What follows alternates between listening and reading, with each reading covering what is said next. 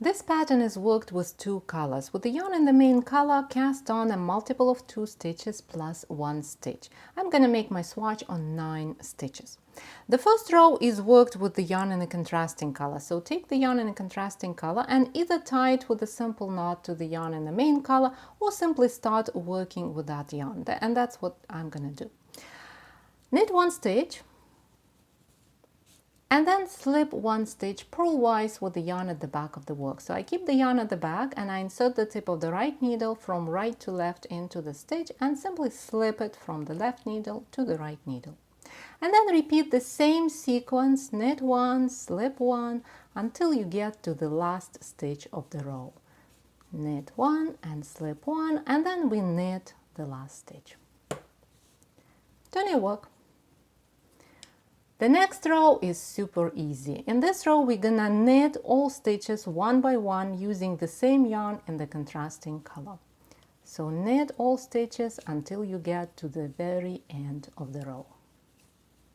Because I haven't attached the contrasting color to the main color in any special way, my last stitch is a bit loose. But that's easy to fix by simply pulling the tail. And I'm gonna pull the tail when I hide the tails, and then this stitch is going to be the same size as the rest of the stitches.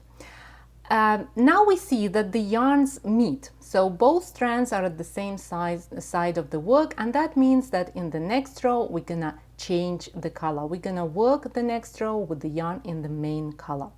To make the right side of your project nice and neat, every time you change the color, bring the old yarn, the yarn that you used to make the previous row, bring it to the back and bring the new yarn, the yarn that you're going to use for the next row, over the other strand, like this.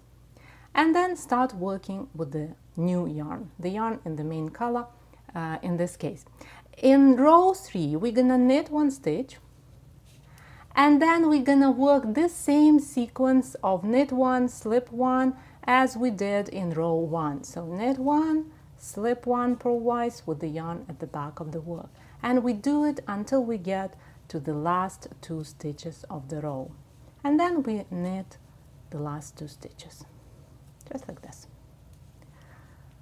Row 4, the last row of this pattern, is gonna be again super easy. We simply knit all stitches with the yarn in the main color. So knit stitches one by one until you get to the end of the row. And this is the pattern repeat. Repeat these 4 rows to get a nice color pattern like this one. As you see, the edges of the fabric do not curl, and this pattern looks good on both sides of the work. And that makes it perfect for scarves, blankets, hats, and even socks. But keep in mind that the texture is a bit thick, so use fine yarn if you plan to use this stitch pattern on socks. This stitch pattern comes from a vintage pattern book, and it was used as an all-over pattern on a lovely summer blouse, but you can use it on any other knitting project. If you want to make this stitch in the round and add it to a seamless project, then cast on an even number of stitches.